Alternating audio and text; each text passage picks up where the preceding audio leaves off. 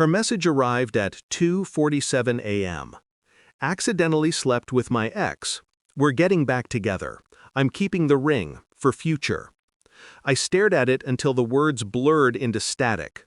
The phone light burned against my eyes.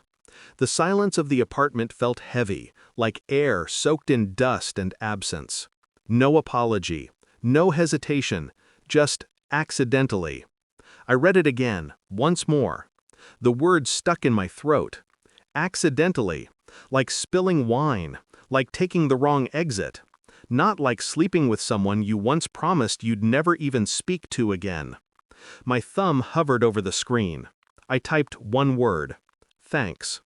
Then I set the phone face down on the table, next to the folder that held the receipt from the jeweler. $87,000. Platinum setting, 3.2 carat center, flawless clarity. Her dream. I watched the reflection of my phone in the glass top table.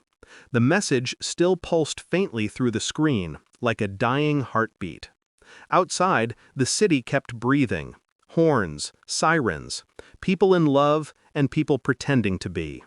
I poured another drink, felt it burn my throat clean. And then I began to think. She was supposed to be in Tulum, a girls' trip she'd called it. Sunlight, margaritas, self-care. The kind of escape women post on Instagram to prove they're happy. The first night she'd sent me a picture. Ocean, sand, a cocktail with a lime wedge balanced on the rim. I'd zoomed in then, too. The glass was held by a man's hand. Large, tan, familiar. I didn't mention it. I never do, not at first. Silence can be sharper than suspicion. I waited, watched her stories. No friends, no faces. Just sunsets. Just filtered distance. There had always been something about her silences that sounded rehearsed.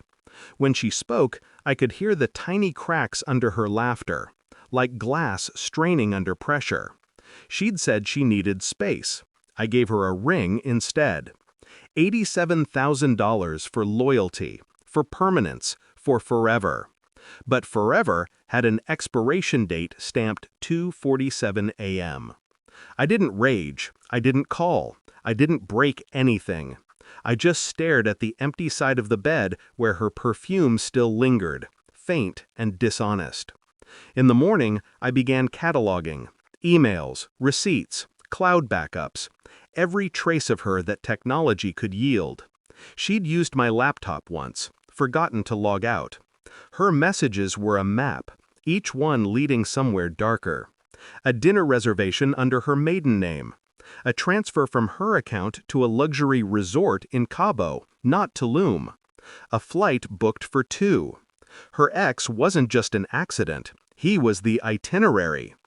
I read their thread, scrolled past the soft lies, the emojis, the nostalgia disguised as affection.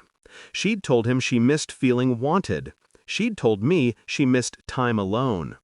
The difference was microscopic, but fatal. I copied everything, labeled each file neatly. I even renamed the folder The Future. It was strange how calm I felt, as if betrayal had a sound frequency. Once you hear it enough, it stops hurting and starts humming. At work, I smiled, answered calls, pretended. I rehearsed my reply while typing quarterly reports. Thanks. One word that said, I see you, I know you, and I'm done pretending not to. By evening, I had already spoken to the jeweler. He confirmed what I needed. The ring bill was in her name. She'd insisted, said it made her feel empowered. Perfect. She returned on Sunday, tanned, rested, radiant with the kind of glow that only deceit can polish.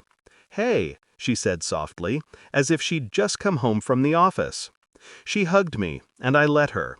Her skin was warm, foreign. I handed her a manila envelope. Inside, an itemized bill from DeLuca Jewelers. $87,000. Due immediately. Her signature at the bottom, elegant and binding. What's this? She asked. The future, I said. Her eyes flickered. Confusion first, then realization, then the fear behind it. I watched her mind race through possible escapes. None came. "You're serious?" she whispered. I didn't respond. I just watched her face collapse in slow motion. The moment she understood that I wasn't angry, wasn't pleading, I was finished. The silence between us was a scalpel, precise, bloodless, final. That night, I sent her the email. Subject, the ring. Attachment, the invoice. No message in the body, just her name, printed beside the total. Then I forwarded the same email chain to her parents, her employer, and the man she accidentally slept with. Nothing cruel, just transparency, truth, delivered clean. She called 23 times. I didn't answer. At 3:12 a.m., one last message. "Why are you doing this to me?" I typed, "You did this to yourself." And then I deleted her contact, blocked the number, watched the screen dim. Some people burn things to feel closure. I prefer letting them live with the smoke. The next morning her car was gone, her clothes too. A few hangers swung empty in the closet, soft metallic clinks, like applause for a finished act. I stood there, still. No sadness, just an echo of what used to be. People think revenge is an explosion. It isn't. It's the quiet after someone realizes they destroyed themselves, and you just let them. I mailed the jeweler's receipt one last time. Certified delivery. Her name in bold letters. No note. By the time she opens it, the bill will already be overdue, and I'll already be gone. I poured a drink, the same as that night, and looked out the window. The city was awake again, alive, indifferent. Somewhere out there, she was telling a new story. I didn't need to hear it. I'd already written the ending. "Thanks,"